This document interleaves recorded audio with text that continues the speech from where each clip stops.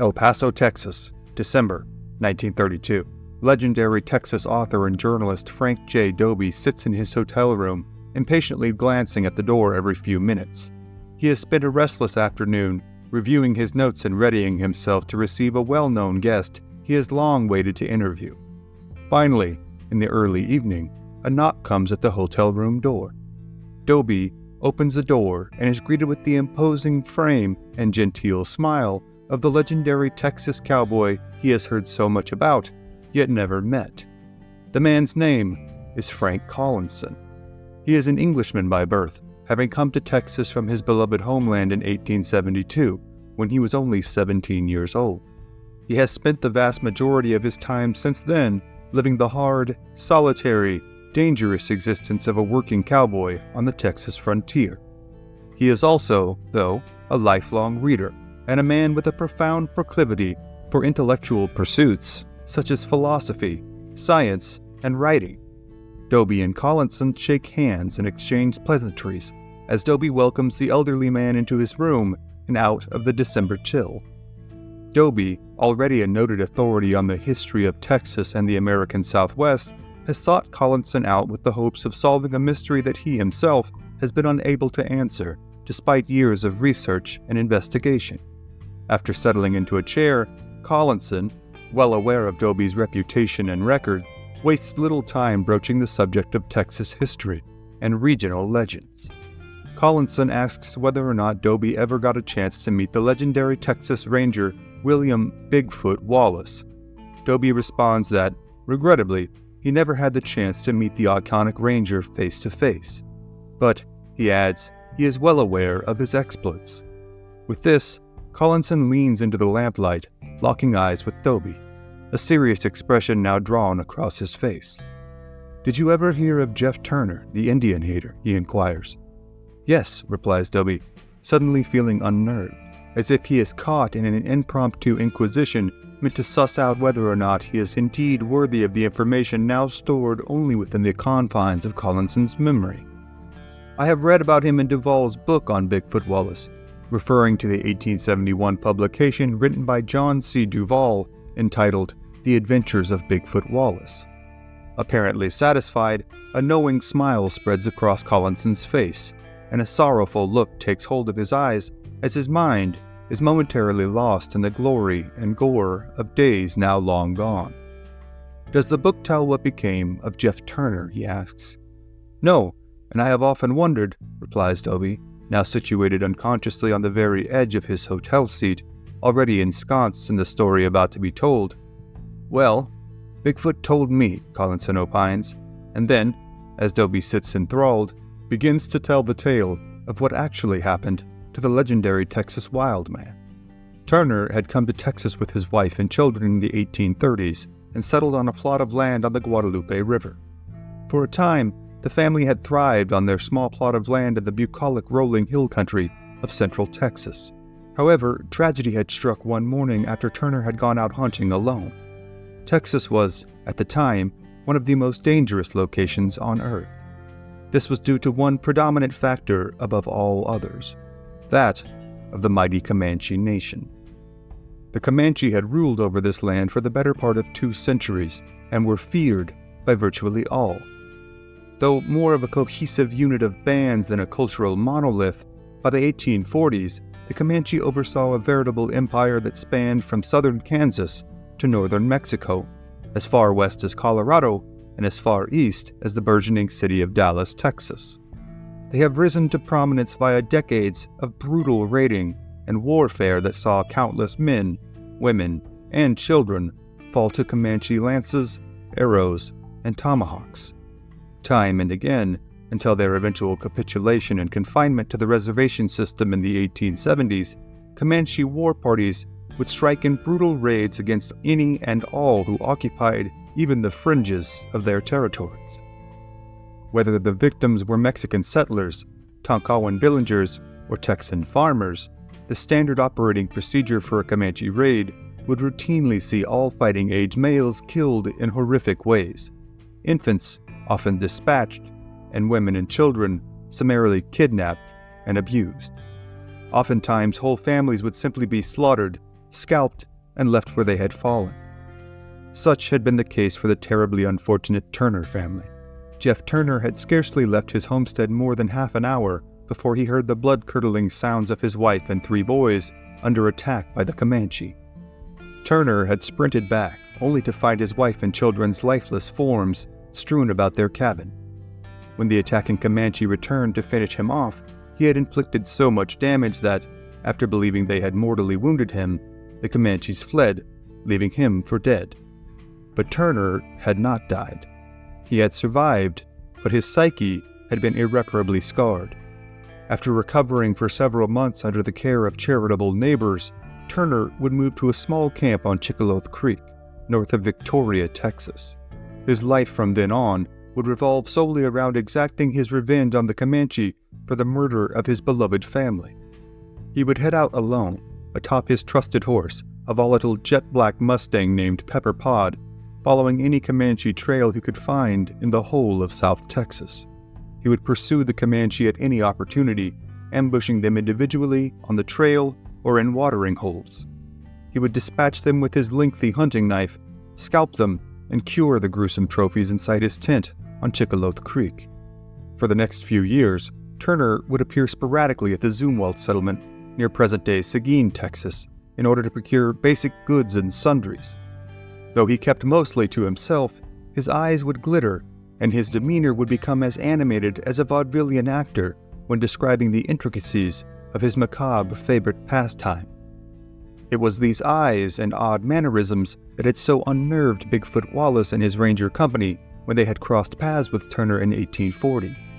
Wallace and his cohorts had been in pursuit of Comanche horse thieves in South Texas when Turner had appeared seemingly out of thin air and offered to guide them through the country he knew so well.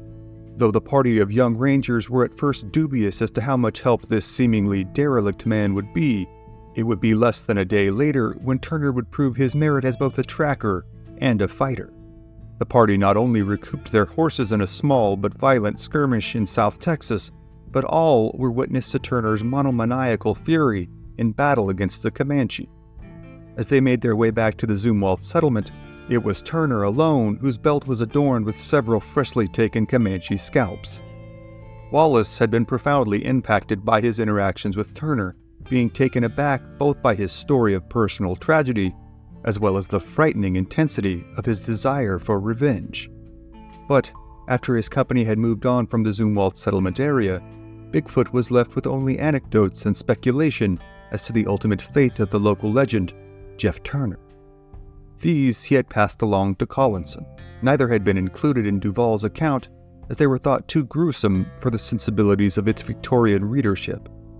In the first of these accounts, Turner is finally caught sleeping by the Comanche in a remote South Texas cold camp in the middle of the night. He is well known among the entirety of the Comanche tribe as a near-feral and wildly vicious white man who had scalped many of their people. He is also, though, regarded as a man with a fierce fighting heart. This, even as an enemy combatant, made him useful to the Comanche. In the theological worldview of the Comanche, there is no singular great spirit to be worshipped. Instead, they believe there to be a universal medicine or power, known as puha, that the Comanche believe to reside in all natural things, from rocks to buffalo. In Turner's case, it is his heart that is believed to hold great power. Thus, once Turner is confined as a Comanche prisoner, he is treated even more harshly than most. Turner is bound and brought to the camp of a major chief within the band. He is dragged to the door of the chief's lodge, inside which resides the chief along with his pregnant wife. The morning sun has not long hung in the Texas sky, but already its repressive heat has begun to exact its toll on the already battered and bedraggled prisoner. The flap which serves as the door of the teepee suddenly swings open, and out steps an imposing middle-aged man, whose face is creased from both the withering of time and his scarcely concealable rage. The chief closely examines the features and stature of this hated Taibo, the Comanche's name for the whites. As the warriors surrounding the chief and Turner taunt and sneer at their captive, the chief motions for them to commence with the ritual at hand. Turner is thrown to the ground, where he is beaten and clubbed further still, as the lashings that bind his hands are undone and 4 warriors grab him. Turner is held down as each of his arms and legs are tethered to wooden stakes buried deep into the hard ground. Turner, for his part, remains silent, though perpetually wide-eyed throughout, as the taunts and insults are hurled at him from assembled villagers, and blows continue to rain down upon him at varying intervals from warriors who had been so long aggrieved by his antics. It is possible that Turner's thoughts turn to his late wife and children. Then, as if on cue, the assembled Comanche villagers and warriors go silent. The chief now walks over to the door of his lodge and again swings it open. Except this time, his wife emerges from the cavernous darkness inside. She is slightly younger than the chief, possessive of a dignified, natural beauty, and in the latter stages of pregnancy.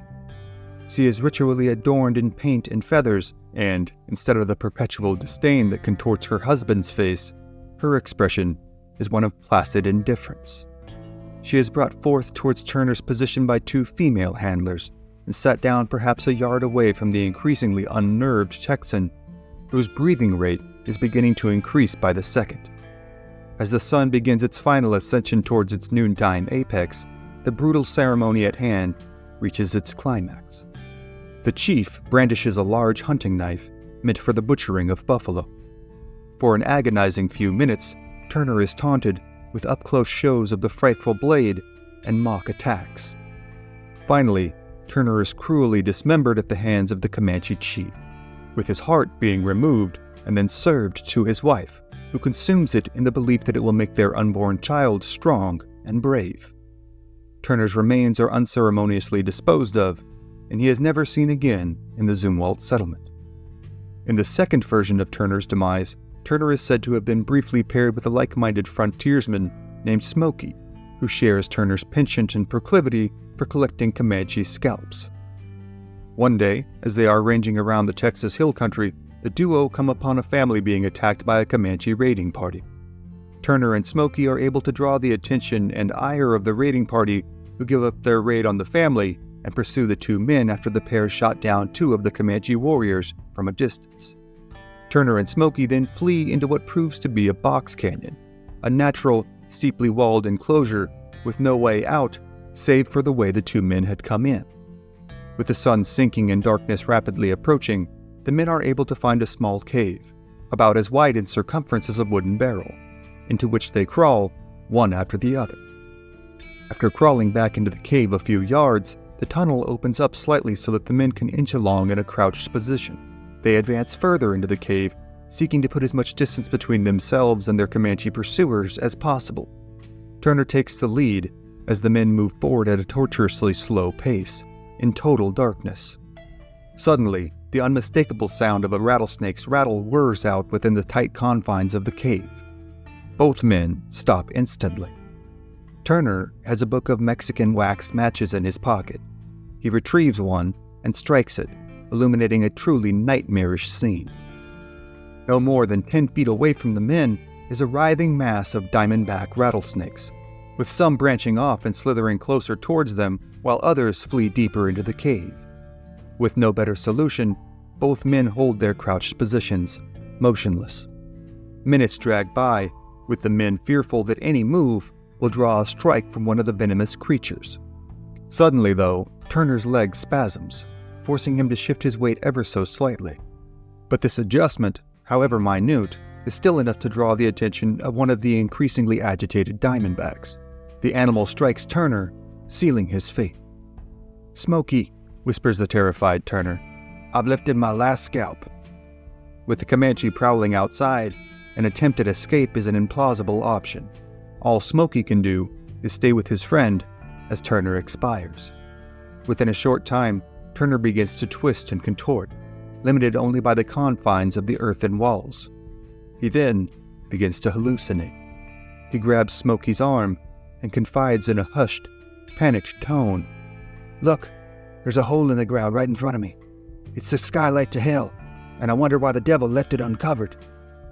Then, in the words of Frank J. Dobie's own account of the event titled "Between the Comanche and the Rattlesnake," "An extravagant siege that would have satisfied any exhorter holding a sinner over brimstone furnaces, he described his own advance into the torture of heat and power of hellish beings. By the time the sun rises again, Turner's body is cold in death.